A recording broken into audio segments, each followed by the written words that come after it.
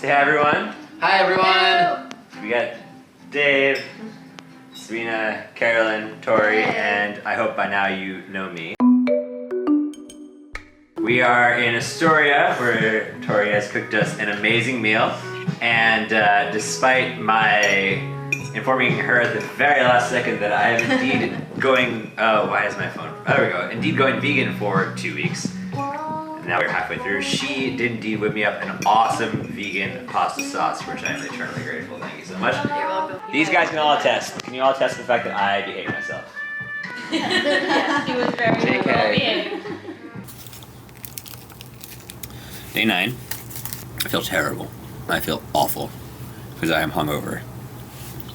I drank a lot of wine last night.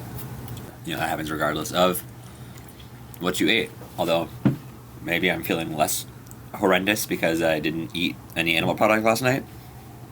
I don't know the answer to that. So, aside from the fact that I'm really hungover, I've been feeling good. It was a little bit difficult at times seeing people eating, you know, the others. So there's my vegan sauce, and then there's a meat sauce for the pasta. And the meat sauce looked fantastic, and everyone who was eating it said it was fantastic. So, a little bit bummed about that, but I ate so much pasta that it didn't really matter that much. So last night, after copious amounts of wine, I looked at my watch and realized it was 11 o'clock and I was not in the same borough that I live in. So I stayed on my friend's couch. This morning I woke up and, I hadn't planned for my breakfast. I hadn't thought through what I was going to eat. So I was in a little bit of a hole.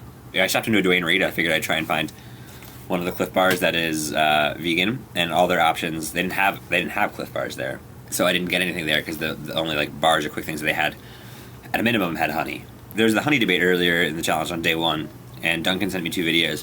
One was the Vegan Bros, and the other one was this woman who had a much more educated approach. Several, not just one, but several convincing arguments. There are actually some pretty cruel practices for bees. So I decided at that point not to eat honey, and I haven't had it since. It took me 3 stops before I could find something I could eat and just have something in my stomach because I was really hungry. I haven't been telling people that I've been going vegan. I think it's kind of interesting. I'm curious to see, do people really notice? Is it something that people are going to call out? They're going to be like, why are you eating that? It's weird. And people haven't really been doing that too much. I had to let people know last night at the dinner party, but tonight I'm going to my brother's and my sister-in-law's for their holiday party. They're having a Christmas Hanukkah party. So we'll see. I'm thinking about not saying anything to anybody and just seeing what happens. I think Duncan's going to be there, so we'll see if we'll do some videotaping there.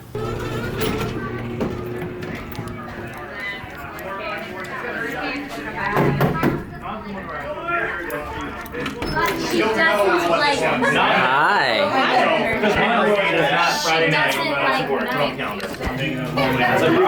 Hey, buddy. Oh, hey, what's happening? High five. It's nice being not the only vegan at a party. It is. There are now 2 of us. Strength in numbers. Is it hard to resist all these delicious-looking treats at the party? Not really. No? Overall, it's been easier than you expected, is that right? That is correct. Uh-huh. Definitely correct. And it's been a lot of fun. Do I have to talk about the bun because it did have egg in it? For the record, the bun had egg in it. All right. So Ffej ordered food via Seamless. Yes. Ordered food via Seamless. It arrives, and I realize there's a bun.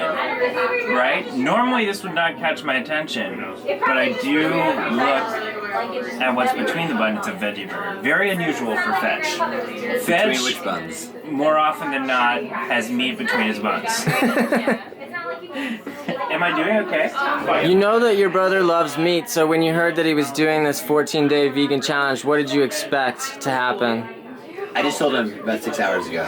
I expected Ffej would be successful, but I also expect that Ffej will eventually revert back to eating meat, mostly because He's good at making meat, and also because it's fucking delicious.